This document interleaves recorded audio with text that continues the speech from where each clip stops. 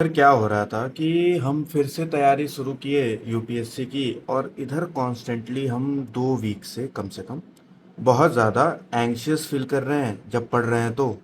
और बहुत ज़्यादा ओवरवेल्म्ड फील कर रहे हैं। ठीक है। बहुत जैसे डर सा लगा हुआ है और पता नहीं अजीब सी फीलिंग है। अब ये कॉन्स्टेंटली हो रहा था तो हमको मजबूरी में सोचना पड़ा कि आखिर ये हो क्यों रहा है। तो कुछ रीजंस हैं जो मैं आइडेंटिफाई कर पा रहा हूँ। वो ये है कि अभी ना एक तरीके से 2 ईयर का गैप आ गया है मेंस प्रिपरेशन में। ठीक। 2 ईयर से मेंस प्रिपरेशन में गैप आ गया है तो हमको ऐसा लग रहा है हम 2 साल से कुछ नहीं किए हैं। और 2 साल मेरा पूरा वेस्ट हो गया है। ठीक है। क्योंकि अगर हम properly I have not studied, अगर हम स्टडी किए होते तो ऑब्वियसली मेरा प्री निकलता और हम मेंस दिए होते। ठीक है। अब इससे क्या हो रहा है, मुझे पूरा लग रहा है कि I have to restart पूरा, और जो कि एक हद तक ये बात सही भी है। क्योंकि कुछ न कुछ तो सही नहीं पढ़े हैं हम, और अच्छे से हम पढ़े भी नहीं है 2 साल से। इसीलिए प्री रुक रहा है। और भी कुछ रीजंस हो सकते हैं, किस्मत बीइंग बन। ठीक है। अब इसके वजह से क्या हुआ, अब हम जब सोचे कि चलो ठीक है कम बैक करते हैं, मतलब फिर से स्टार्ट करते हैं शुरू से और देखते हैं कि क्या करें।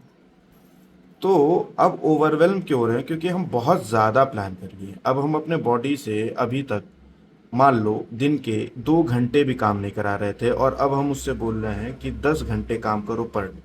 क्यों? चैट जीपीटी से बनवा लिया कि भाई क्या क्या करना है। एक तो प्लान बहुत कुछ कर लिया है। ऑप्शनल करना है, जीएस का मेंस करना है, दिसंबर में यूपी पीसीएस हम सोच रहे हैं इस बार देने का, तो उसको करना है। अब इसमें हिंदी भी आती है, इसमें अलग से जीएस 5 6 है। ठीक है। और इसका भी प्रीलिम्स का कुछ पढ़ना है।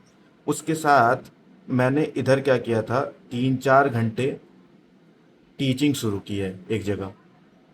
वहाँ पे बस नॉर्मली बच्चों को हम पढ़ाते हैं। तो ये भी एक टाइम कंज्यूमिंग चीज़ है कि टीचिंग एंड मेंटोरशिप दे रहे हैं जो। तो अब इतना चीज करने लगे, इतना चीज कर रहे हैं और एक साथ प्लान कर लिया। ऐसा नहीं बढ़ाया ये ऐसे लीनियर नहीं बढ़ाया, स्लोली स्लोली। इसको मैं सोच रहा हूँ कि भाई आज ही से एकदम ऐसे करने लगे या ऐसे चलने लगे ग्राफ मेरा। अब इससे क्या हो रहा है, इतना कुछ करने का सोचने की वजह से यूपीएससी पूरा ओवरवेलमिंग लग रहा है कि इतना कुछ पढ़ना है, इतना कुछ करना है, मेंस भी तैयार करना है, प्रीलिम्स भी तैयार करना है, यूपी भी तैयार करना है। हाँ, उसमें मेरा सोशियो का मैंने इग्नू से ना ऑप्शन वो डाला था, ऐसे ही भर दिया था पेपर, जबकि मेरा कोई बैकग्राउंड नहीं है सोशियो में। अब इसका मास्टर्स का पेपर भी है इस महीने और अगले महीने, 8 पेपर लगातार। अब ये भी करना है। अब इतना कुछ हो रहा है कि भाई पूरा overwhelming.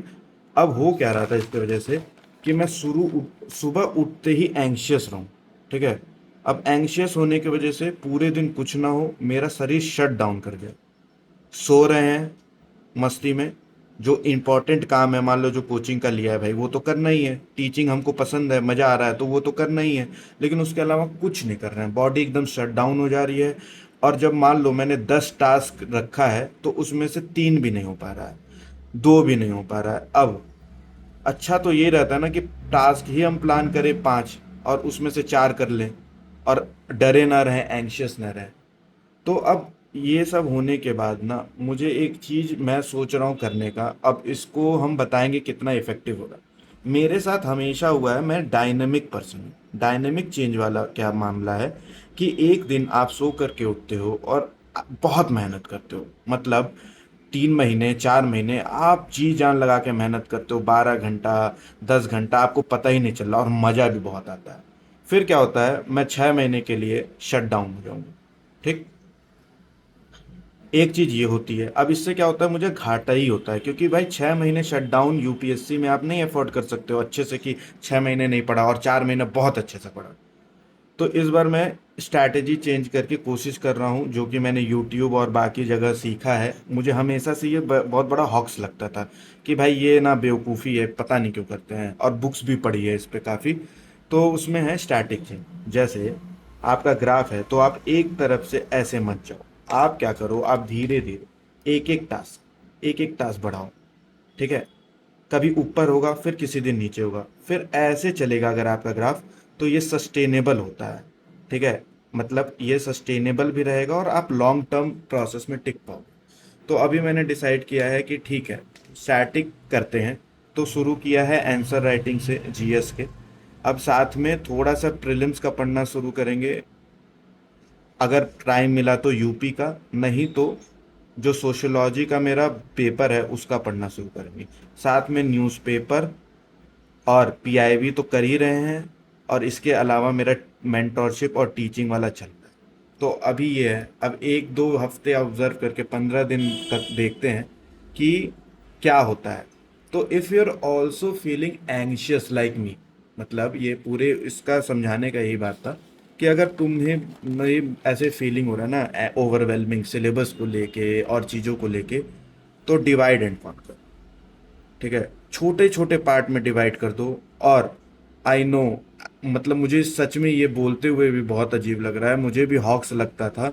PAT your self on back, मतलब अगर तुम्हारे से एक न्यूज़पेपर एक सीटिंग में नहीं पढ़ी जाती है और आज तुमने पढ़ लिया, pat yourself and take a day off. अभी कुछ नहीं बिगड़ रहा है, टेक अ डे ऑफ। उसके बाद अगले दिन थोड़ा थोड़ा बढ़ाओ, है ना। पहले हमको लगता था ये सब बेवकूफ़ वाली हरकतें हैं, लेकिन अब मैंने जब थोड़ा थोड़ा करना शुरू किया, थोड़ा थोड़ा हेल्प कर रहा है। कितना हेल्प कर रहा है वो 1 महीने के एनालिसिस पे पता चलेगा। तो भाई डिवाइड करो, बहुत छोटे छोटे स्टेप, इतने छोटे कि पता ही ना चले। कि जैसे जिम नहीं जा सकते हो तो मैंने कहीं पढ़ा था कि बस शूज़ डाल लो और बाहर निकल जाओ, कोई बात नहीं। अगले दिन कोशिश करना कि जिम का दरवाजा खटखटा पाए। हंस रहा था मैं जब ये वीडियो देख रहा था, बट अब मैंने भी करना स्टार्ट किया, देखते हैं। तो इसीलिए अगर बहुत ओवरवेलम हो रहे हो किसी भी चीज़ से, बहुत छोटा, एकदम छोटा छोटा स्टेप्स लो, देखो कहाँ तक जाता है 1 महीने में। ऑब्जर्व करने में क्या दिक्कत है, क्योंकि 1 महीने में तो वैसे भी कुछ ना हो रहा, ठीक। तो ये करके देखो, मैं भी करता हूँ, and share your experience with me in the comments.